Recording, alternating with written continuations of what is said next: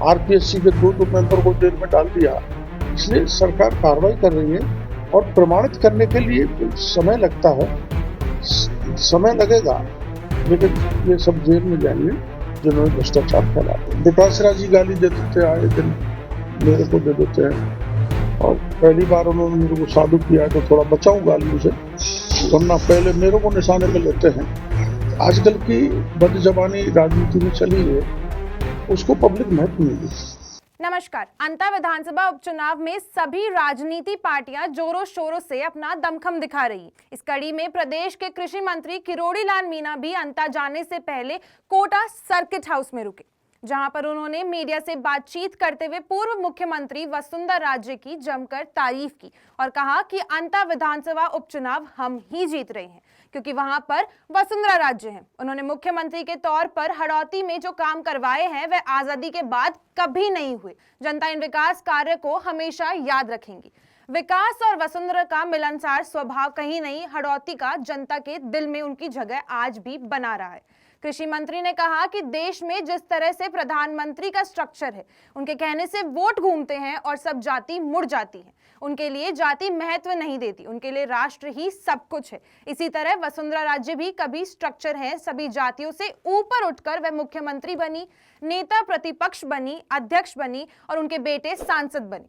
इसलिए जातियों के नाम पर राजनीति करने वालों को जनता जल्द ही पहचान जाती है। अपने हाड़ौती में सर्वाधिक बरसात हुई, जिसमें 12 में सबसे ज्यादा हुई है प्रदेश की वर्षा। तो दो तरह के डैमेजेस फसल के हैं। एक तो बीज डाला, उगाई, और उगा तो उगते ही बरसात हो गई, उसको निष्फल बुआई कहते हैं। तो उसकी पूरे की भरपाई राजस्थान की सरकार करेगी, ये हमने निर्णय कर लिया। और एक पहले स्पेल आए बरसात के, उसमें जो फसल नष्ट हो गई, उसमें दो तरह की सहायता हम किसानों को देने जा रहे हैं।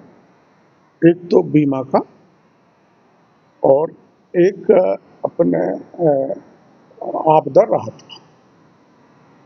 बीमा के जो प्रयोग हैं उसके हिसाब से उनको राहत दी जाएगी, और आपदा में जो भी नुकसान हो गया, जो बीमा वाला, बीमित किसान और बिना बीमा, जिसने बीमा नहीं कराया उसको, सबको हम उसमें आपदा राहत से मदद करेंगे। हम 1700 करोड़ रुपए किसानों को राज्य में बांट चुके हैं, और मैंने रात को आकलन कराया है कि अकेले कोटा जिले में करीबन 150 करोड़ हम फसल बीमा के नाम पे देंगे, और ऐसे चारों जिलों में करीबन 500 करोड़ रुपए फसल बीमा के नाम पे बांटेंगे, और इतने ही रुपए हम आपदा का सहायता में हम देंगे। इसलिए मैं हाड़ौती के किसानों को विशेषकर 12 और कोटा के किसानों को मैं ये कहना चाहता हूँ, मांगरोल के किसानों को कुछ सहकार्य बताए, पूरा एक एक पैसा आप मेरे पर भरोसा करें। मैं भी किसान की मजबूरियों को समझता हूँ, मैं किसान का बेटा हूँ, मैंने खेत में खड़े होकर काम किया है, इसलिए हर किसान को वो राहत दी जाएगी जो कभी किसी ने राजस्थान में नहीं है।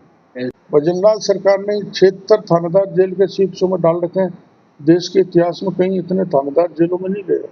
आरपीएससी के दो मेंबर को जेल में डाल दिया।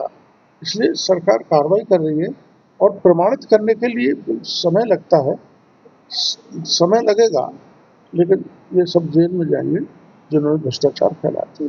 हमको विकासराज जी गाली दे देते हैं, आए दिन मेरे को दे देते हैं, और पहली बार उन्होंने मेरे को साधु किया है तो थोड़ा बचाऊं गालियों से, वरना पहले मेरे को निशाने पे लेते हैं। आजकल की बदजबानी राजनीति में चली है, उसको पब्लिक महत्व नहीं देती।